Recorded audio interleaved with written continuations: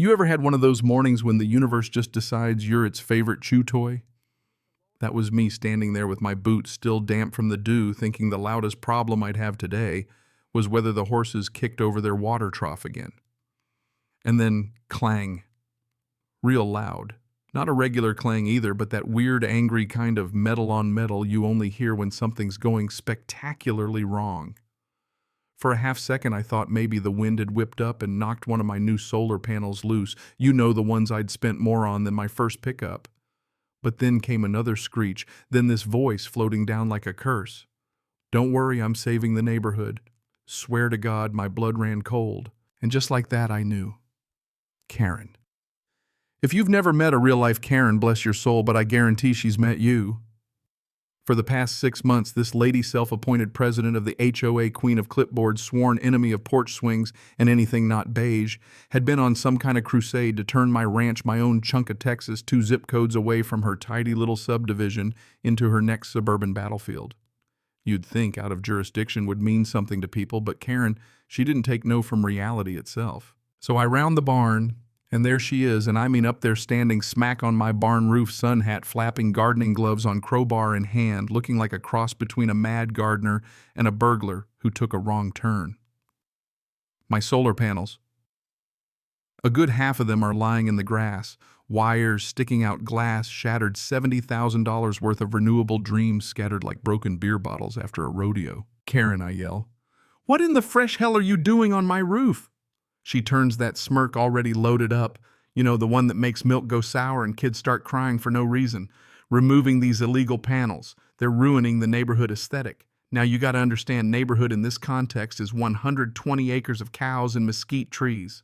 I bark back. What neighborhood, lady? The closest mailbox is half a mile down the road. She doesn't even flinch. Arms folded, chin stuck out like she's giving a TED Talk. The HOA voted to expand our boundaries last week. Your ranch falls under community guidelines now, and solar panels are not on the approved materials list. Honest to God, I just stood there blinking.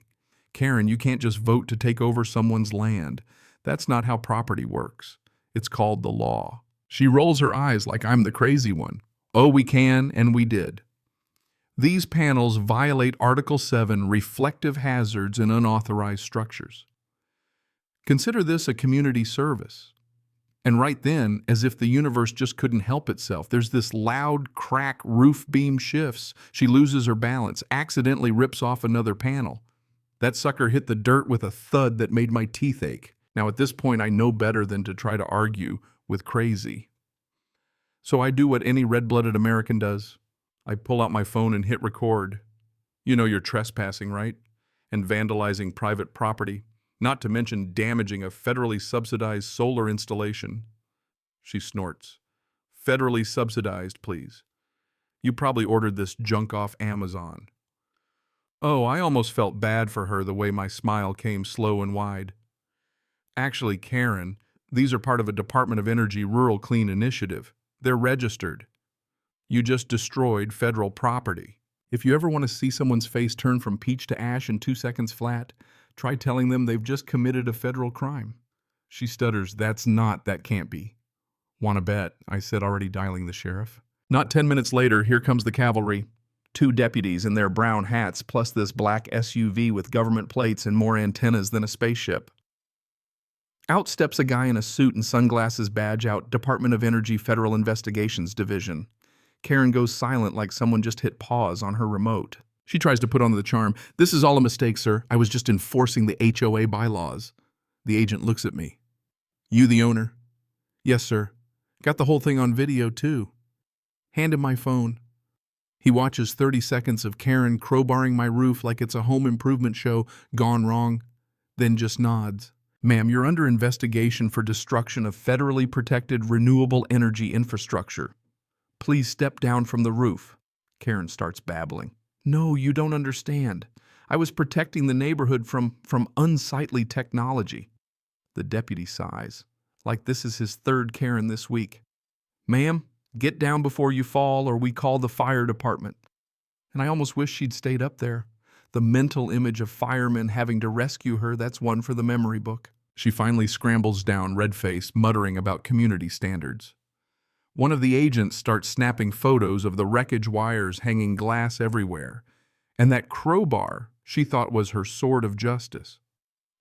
Within the hour, Karen, sitting on the tailgate of the deputy's truck, cheeks flushed like a teenager caught sneaking in past curfew, arms crossed so tight you'd think she was holding herself together. "I was trying to help," she keeps saying louder each time as if volume equals innocence. "You people don't get it. We need order. We need standards." I lean against my old fence post, feeling a smirk tickle at the edges of my mouth. "Karen, the only thing you organized today was your own personal disaster." The DOE agent, deadpan as the desert says, "Ma'am, interfering with a federal energy project carries up to 10 years in prison, or a fine exceeding $250,000. She blinks at him like a fish out of water. $250,000 for a few panels, I just shrug. "Guess you should have read my bylaws first." The sheriff comes over shaking his head. "We're impounding her car. You'll get the official report this afternoon." I nod, trying real hard not to look too happy, but man, it's like Christmas came early. By sundown, Karen's face is plastered across every local news channel headline screaming, "Local HOA president arrested for damaging federal solar energy property." Claims she was protecting neighborhood aesthetics. The HOA board drops her like a hot skillet the next day. Her house up for sale by Friday. Maybe she'll find a nice place in a neighborhood that appreciates her talents. As for me, well, let's just say Uncle Sam was real sorry about the mess. I got reimbursed for the damages, and then some even landed a grant to expand my solar field, all courtesy of the DOE. And let me tell you, there's nothing like the sight of those shiny new panels stretching across my land, humming soft and sweet whenever the sun hits them just right. Sometimes if I close my eyes and listen, I swear they sound like freedom itself. And every time a car goes by, the reflection from those panels bounces straight into what used to be Karen's front yard. Call it karma, call it poetic justice. All I know is some folks just can't handle the power.